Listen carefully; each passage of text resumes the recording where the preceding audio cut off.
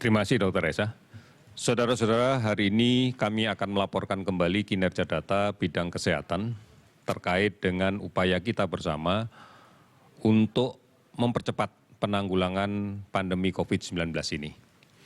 Kita menghimpun data ini sejak pukul 12 kemarin sampai dengan pukul 12 hari ini, yang kemudian kita kumpulkan dari gugus tugas tingkat kabupaten kota, seterusnya ke provinsi dan ke nasional.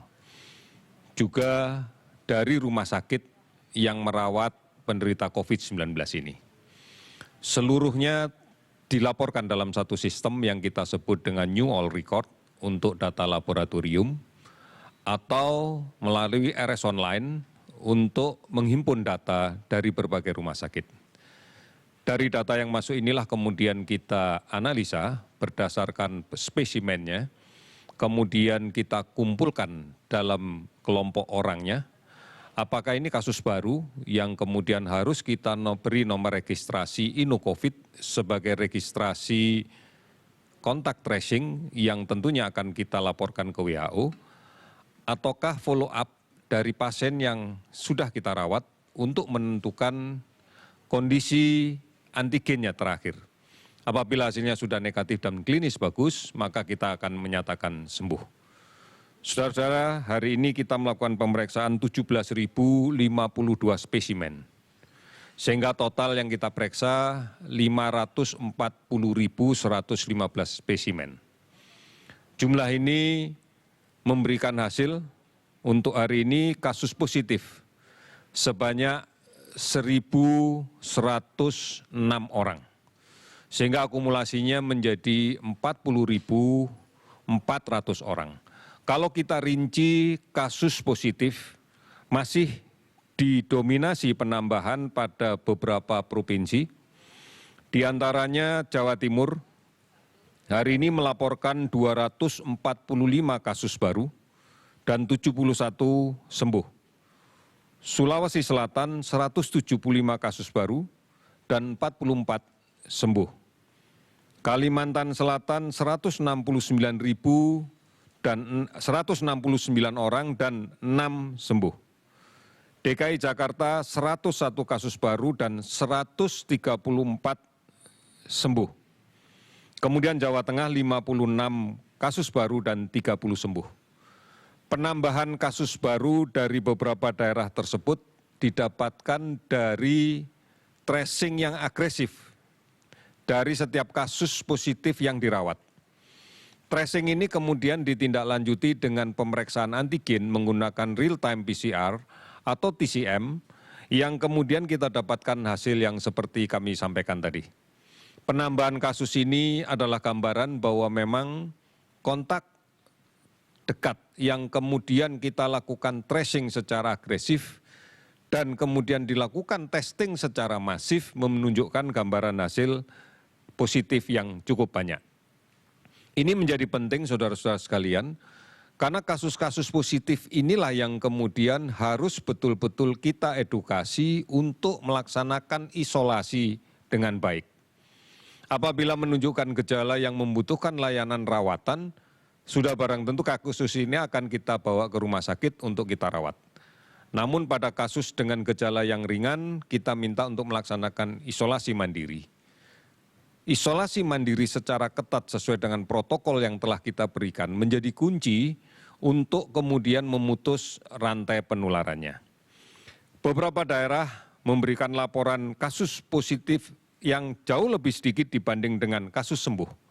Sebagai contoh, Papua hari ini melaporkan 32 kasus baru, namun juga melaporkan 103 sembuh.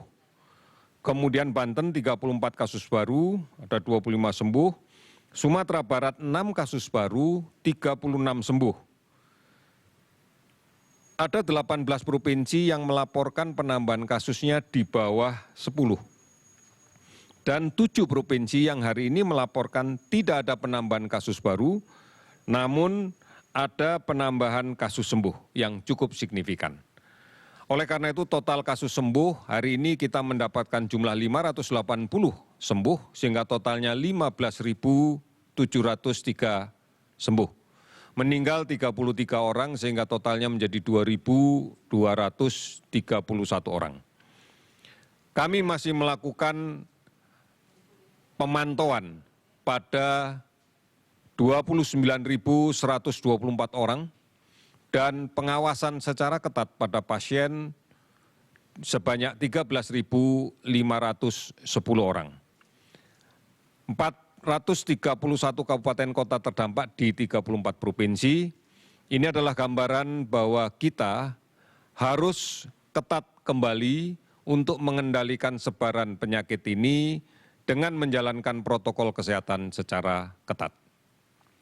Saat ini di beberapa sektor aktivitas sosial sudah dilaksanakan oleh masyarakat. Kita bersyukur bahwa aktivitas produktif secara bertahap sudah bisa kita mulai. Sudah barang tentu ini akan kita kendalikan dengan kajian epidemiologinya. Kita berharap bahwa aktivitas sosial yang sudah mulai dijalankan secara selektif, secara bertahap, tidak akan meningkatkan kasus baru. Ini dikarenakan semua warga negara kita yang melaksanakan aktivitas patuh dan disiplin untuk menjalankan protokol kesehatan. Upaya yang dilakukan pemerintah dengan membuat surat edaran yang baru tentang pembagian jam kerja khususnya untuk DKI, ini adalah salah satu bentuk kita mencoba mengatur kembali aktivitas produktif namun aman dari COVID-19. Ini menjadi pembelajaran baik meskipun kita akan terus memantau secara ketat perkembangan epidemiologinya dan bisa diimplementasikan di tempat-tempat yang lain dengan cara dan prinsip yang sama. Saudara-saudara, banyak yang sudah berpartisipasi dan semuanya melakukan itu. Saatnya sekarang kita bisa menjadi contoh, bisa menjadi teladan di lingkungan kita terhadap kepatuhan dan disiplin menjalankan protokol kesehatan ini. Tantangan untuk kita merubah kebiasaan-kebiasaan yang semula tidak aman terhadap COVID menjadi kebiasaan yang aman terhadap COVID. Ini membutuhkan atensi yang khusus pada basis level keluarga, sehingga diharapkan keluarga bisa menjadi agen perubahan perilaku ini pada seluruh anggotanya. Jika ini kita lakukan secara bersama-sama, maka kita akan bersama-sama pula bisa mengendalikan COVID-19 ini. Kita pasti bisa untuk melakukan itu. Saudara-saudara, mari komitmen kita tetap perkuat karena kita pasti bisa mengendalikannya. Terima kasih, selamat sore.